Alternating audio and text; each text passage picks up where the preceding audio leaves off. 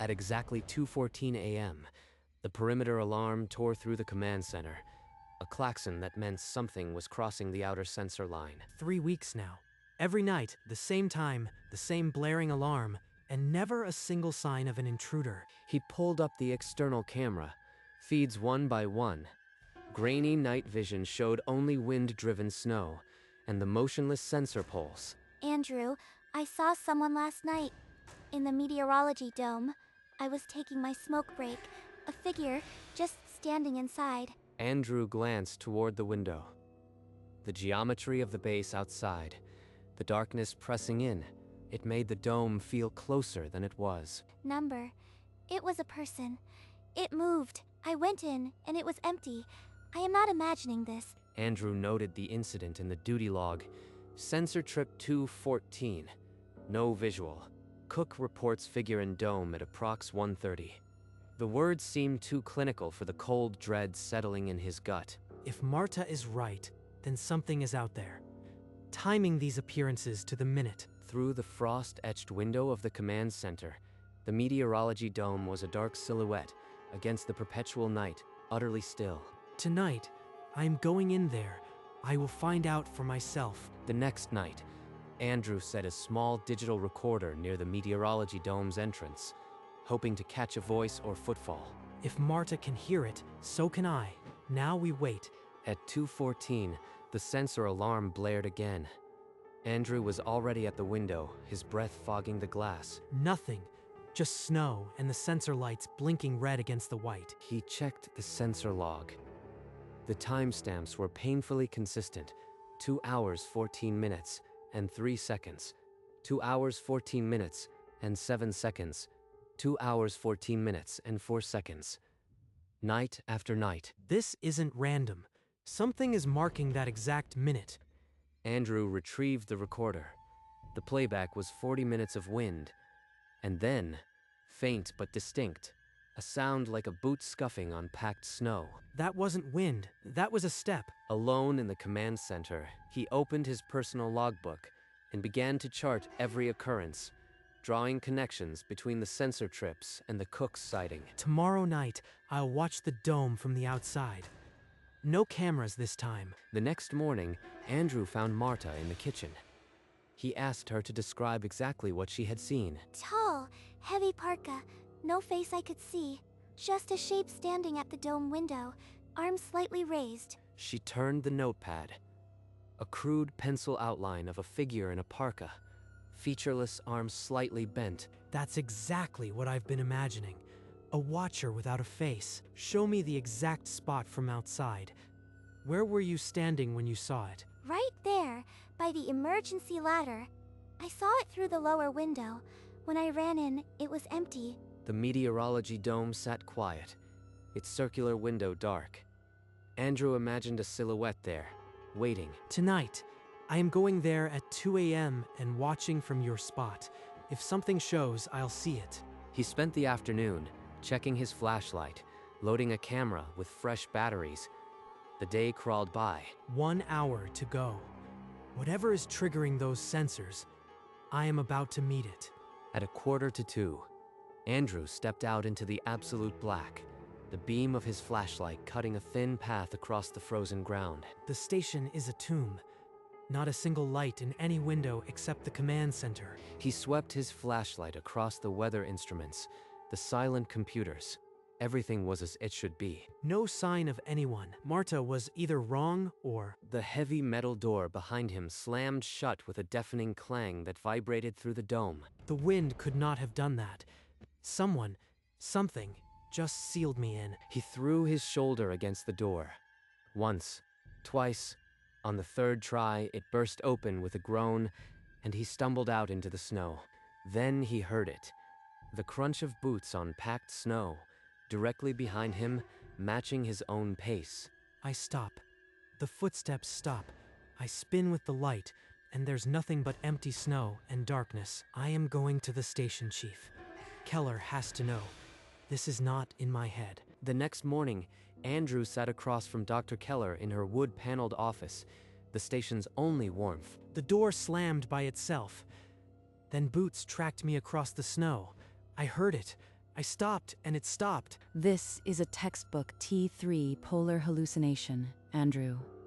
Isolation, constant darkness, your mind fills the void. She slid a medical journal across the desk, pages flagged with studies of overwinter psychosis, entirely explainable. A hallucination doesn't slam a 50-pound hatch. I fought that door. I know what I felt. The pressure differential can explain the door. The wind, the footsteps. I've seen it before. Get some rest. She's too prepared. That wasn't diagnosis. It was a script. She's used it before. That evening, Andrew opened a fresh logbook and wrote in bold letters across the top, "Personal log, do not log." From now on, I record everything. If she's covering up, the truth will surface. He sealed the logbook in his personal locker and walked back into the frozen night. No longer a victim, but a hunter of ghosts. In the tech room, Andrew pulled up the security footage from the dome camera during the incident. There, rewind. A shadow passes the lens, right as the alarm trips. Could be a bird or lens flare from the moonlight. The camera's frosting over anyway. At 2:14 in the morning, the same time as every other event. Later that night, Andrew found Jonas in the generator room, the loud hum of machinery drowning out their conversation. You ever hear the old timers talk? They say in the dark season, sometimes there's an extra one at dinner. An extra one? What do you mean? 12 where there should be 11. They count and count, but in the photo it's only 11. I thought it was a joke. Andrew returned to his bunk and wrote in the secret log, "Jonas confirms persistent rumor of unidentifiable extra crew member at meal counts." A shadow on video. A rumor about an extra person. It's all connected. And Keller knows. The next morning, Andrew caught Marta in the corridor. She looked haggard, a coffee cup trembling in her hand. I heard footsteps in the hallway at 3 in the morning, Andrew. Heavy boots. But when I opened the door, the corridor was empty. Same as me. Empty. But the sensors record the time. It's not random. Write it down exactly. Later, in the radio room, Leo waved Andrew over, headphones half off, a printed transcript in his hand. You are going to want to see this. Automated transcription from 1973. A spike in the VLF band, but here, voice on the wind. Voice on the wind. That's 60 years ago. The same kind of phenomenon Marta described. Andrew sat alone that night with his logbook, cross-referencing dates and phenomena from decades apart. 1973, 1985, 1994, 2008. Every overwinter crew faces the same. This isn't new. It's a cycle. The pattern was undeniable. He needed to see the station's official records, no matter what Keller would say. Tomorrow, I am asking Keller for access to the archives. She can't deny me the truth. The next morning, Andrew placed his logbook and the printed transcript on Dr. Keller's desk without a word. Here is the evidence, Doctor. Footage, audio, sightings, a transcript from 1973. This has been happening for decades. I am aware of the historical anomalies. They occur every winter. We have protocols. Protocols? You mean covering it up? Labeling people with T3 syndrome so they stay quiet? We are preserving order. Public hysteria would compromise the station. The phenomena are harmless. Harmless. A door slammed in my face. Footsteps stalked me. Marta saw a figure. That's not harmless. I cannot stop you from investigating here. This key opens the old archive room. The answers you seek may be there. The key was cold in his palm. Keller's eyes held a warning. The truth wouldn't bring comfort. Why now? Why give me this after denying everything? Because you won't stop, and maybe you deserve to know. But be careful what you dig up. Andrew turned the key in the rusted lock, and the archive door swung open, releasing a breath of frozen air and dust. Decades of secrets in this room. Everyone who ever knew about the shadow. Look at this. February 1987. Shadow observed at 2:14. Perimeter clear. No explanation. They named it. Shadow. Not T3, not hallucination. They knew it was something else. They pulled more binders from the shelves. 1994. 2001, 2009, each winter had a similar entry. Every crew, every winter, they documented it and just moved on.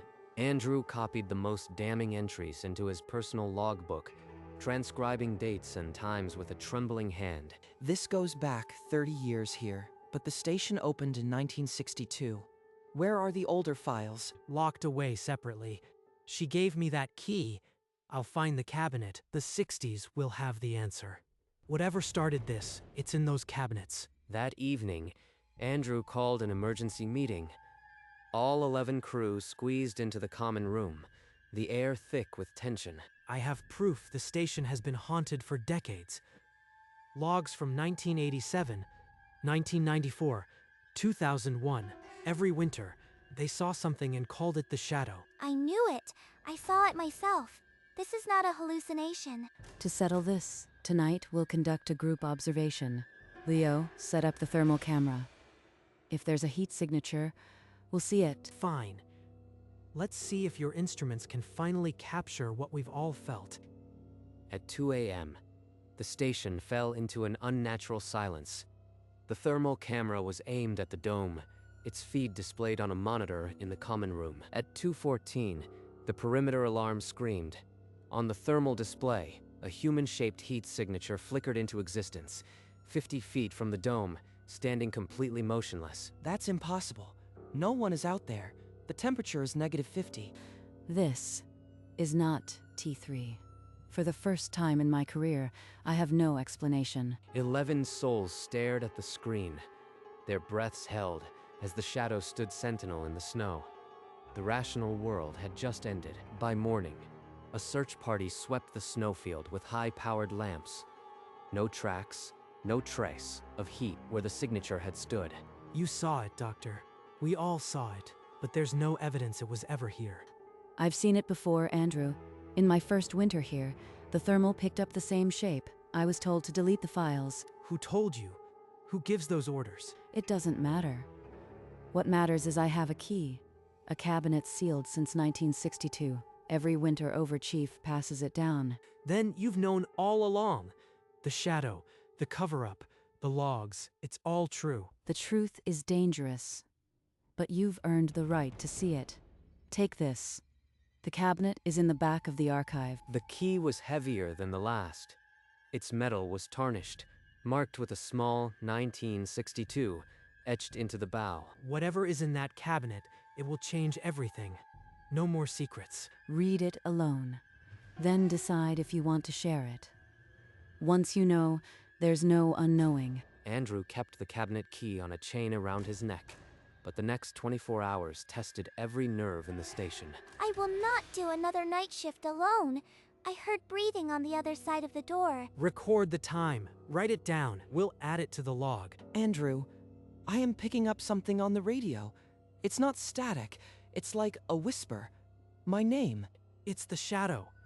It's getting bolder. Don't respond. Document the frequency. That night, Jonas banged on Andrew's door, his face pale. He'd seen a dark figure standing 10 feet from his window, motionless. It just stood there, almost like it was, waiting for me to see it. 3 incidents in one day. The shadow is escalating. I can't put off the cabinet any longer. He finished logging the events and locked the logbook away. Tomorrow, he would open the cabinet. The 23rd of March. Tomorrow I'll know what's been hidden for 60 years. The 24th of March, day 90 of the polar night. Dinner was a quiet, hurried affair, the crew still rattled from the previous day's events. 11 at the table. I've counted twice. 11 plates, 11 cups. So why does it feel wrong? 12. I count 12 people, Andrew. I count 12. The extra one, I told you. It only appears in the count, never in the photo. Count again. Everyone, count the people you see. We need a consensus. Andrew grabbed the digital camera from the shelf and took a rapid burst of photos, the flash cutting through the tense silence. On the camera screen, the image was unmistakable. 11 seated figures, no extra, no blur where a 12th should be. But in the room we are 12. I can see 12 places, 12 forms. The camera is blind to it. It's here. The shadow is sitting at our table, watching us eat. Everyone remain calm. We will document this. Andrew, log the time and the count exactly. No one slept that night. The crew huddled in the common room. The dinner table left exactly as they had fled it. The photo shows 11. I've counted every face, but I know what I saw. I am opening that cabinet tonight, Doctor. No more waiting. Andrew, we must follow protocol. The chain of command exists for a reason. The protocol has been protecting a ghost for 60 years. I am done. He pulled the heavy key from around his neck and held it up, the metal glinting in the dim light. If you open that cabinet, you can't unsee what's inside. Think. Nothing can be worse than counting 12 at dinner and seeing only 11 in the photo. Andrew turned and walked out, the key cold in his fist, heading down the corridor toward the dark archive. The rusted cabinet waited in the back, its lock unopened for decades. Tonight, it would yield its secrets. Andrew inserted the key and forced the rusted lock. With a shriek of metal, the cabinet swung open. Inside, a single leather-bound logbook lay on the metal shelf, embossed with the year 1962. This is it. 60 years of silence in one book. The first entry read, the 3rd of March, Sensor Trip 214. Perimeter searched, no contact. Identical to our alarm. Every detail, down to the minute. He flipped forward. The 10th of April. Cook reports figure in dome. Premises checked. Nothing found. They saw exactly what we saw. Marta's figure 60 years ago. His hand trembled as he turned to the final entry, scrawled in a different, hurried hand. Day 90. 12 at dinner. Count verified. Identity unknown. Recommendation: do not evacuate. Phenomenon appears stationary and non-hostile. They knew. The first overwinter crew counted 12, and they decided it was safer to stay silent. Andrew re-entered the common room. The 1962 logbook held out like a verdict. The crew stared, their faces gaunt from the sleepless night. First entry, the 3rd of March, 1962. Sensor Trip 214. Perimeter searched. No contact. Sound familiar? The 10th of April. Cook reports figure in dome. Exactly what Marta saw. Identical, 60 years apart. And the final entry. Day 90. 12 at dinner. Count verified. Identity unknown. They knew. They stayed silent on purpose. Keller's composure cracked. The scientist who had cited T3 syndrome, who had brandished medical journals, now had no defense. Every winter Overchief is briefed. The phenomenon is real. We call it the station shadow. It has never harmed anyone. The protocol is to maintain operations and never speak of it. You let us believe we were hallucinating. You tried to label me with T3. Silence settled over the room. The truth was out, but it offered no comfort. Only the grim knowledge that they were part of a 60-year cycle. Andrew clenched the logbook until his knuckles turned white. There was nothing left to fight. A month of polar night still remained. I'll finish my contract, but I will never trust this place again. The remaining weeks blurred into a waking dream. The alarm still shrieked at 2:14, but no one stirred to check it. I've written every incident, every timestamp. This logbook is the only witness that will ever speak. On his last night, he stood at the frost-rimed window and saw the shadow. Not a trick of light. A figure in a heavy parka, faceless, standing motionless by the dome. He raised the camera and pressed the shutter. The flash lit the snowfield, capturing the silhouette in stark relief. Later, he checked the image. The photo was empty. Just the dome, the snow, and the endless dark. No figure. It was there. I saw it as clearly as I see this screen. The shadow knows I am leaving. He packed his duffel with the logbook, the camera, and the photocopied pages of the 1962 record. Proof, even if the world would call it madness. He looked out the window one last time. The dome stood silent, the snow empty. The shadow had withdrawn as if to say goodbye. One last entry, day 120. Shadow observed at dome. No hostile action, Departure imminent. He closed the logbook and waited. The sun would not rise for weeks, but his time in the dark was over. The helicopter descended, its rotors slicing the still air. The first outsider to breach the polar night in 4 months. My bag holds a century of evidence. Logs, photos, the 1962 original. The shadow can't follow where I'm going. In the kitchen, Marta hugged him, pressing a thermos into his hands. She didn't speak. Her eyes said everything. You have the complete record now. Don't let it die here. She's been carrying this alone for years. I won't let it stay buried. The helicopter lifted off. Andrew pressed his face to the cold window as the station began to shrink. From 500 feet, the base was a cluster of dark shapes. The dome, a white blister. The amber window, a tiny flame. Tonight, the alarm will sound. Tomorrow, they'll sit down and count 12. It never ends. The helicopter banked north toward the coast. The station became a speck, then nothing, swallowed by the endless polar ice. Andrew did not look away until the last amber glow vanished. The silhouette would stay behind, standing motionless, waiting for the next crew. The apartment felt foreign. He searched every database, every archive. Not one mention of the station's shadow. No academic papers, no incident reports. It's as if the station doesn't exist. He tracked down a retired mechanic who wintered in 1995. The man's voice was thin, careful. The reply arrived. You saw the 12th. They don't talk about it. Don't dig. Even here, the silence holds. They protect the shadow more than the people. Far away, the station's sensors still tripped at 2:14, the red light blinking unanswered in the dark. If I go public, they'll label me T3. Just another overwinter psychosis. No one will believe. He opened a fresh logbook and wrote the final entry. Shadow observed. Evidence sealed. Silence chosen. He placed the logbook in the safe deposit box, alongside the 1962 record. The evidence would wait for another generation. He locked the box. The shadow would remain, as it had for 60 years, waiting for the next crew to count 12. Winter always brought a hollow feeling. Andrew would stand at the window and watch the first snowfall, remembering the endless white. On a December night, he pulled out the old dinner photo. 11 faces. He had counted them 1,000 times. 11. But for a heartbeat, I see 12 pairs of eyes. Then it's 11 again. He put the photo down and rubbed his eyes. When he looked again, it was just 11. The instability remained. No logbook entry tonight. He had stopped writing after sealing the evidence.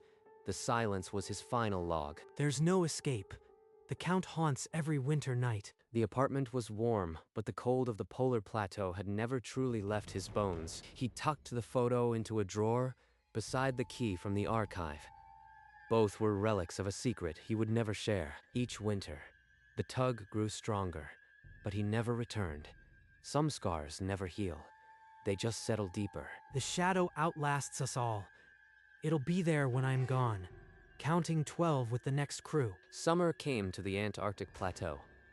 A new crew arrived in bright red parkas. Their laughter, a foreign sound. A fresh logbook lay open on the chief's desk. The first pages blank, awaiting the date. Day 90. The motion sensors were tested and calibrated. The digital panel read 2:14 in a steady glow. The new crew assembled in the mess hall, joking about the polar night ahead. None glanced at the dome. Outside, the sun dipped toward its long absence. The dome was silent, waiting for the dark. In the deep night, the sensors would trip. The cook would see a figure. The count would reach 12, and in a vault far away, a logbook from 1962 kept its secret, the ink as silent as the shadow. A pen hovered over the new logbook. The first entry would be written at 2:14. As it always was, the summer crew finished their meals and went to their bunks. The station settled into its ancient rhythm, and outside, in the deepening twilight, a shadow stood motionless, faceless, patient. The cycle began again. The polar night deepened, and the amber window burned like a candle in an infinite dark cathedral. The silhouette never moved, never spoke, never explained itself. It simply existed. Inside, the logbooks filled and were sealed, passed down like heirlooms of dread. The aurora pulsed green and silent, a frozen heartbeat above the endless white. Decades passed. The station's name changed in records, but the shadow remained. Some said it was a memory, others a sentinel. No one knew what it guarded. The 12th at dinner never spoke, never ate, never left a trace but the count. And so the station endured, a tiny fortress of light in the frozen void, with its eternal guest. The camera holds on the amber window, the faceless figure, the silent aurora, and slowly, the image fades to black, leaving only the memory of the eternal polar night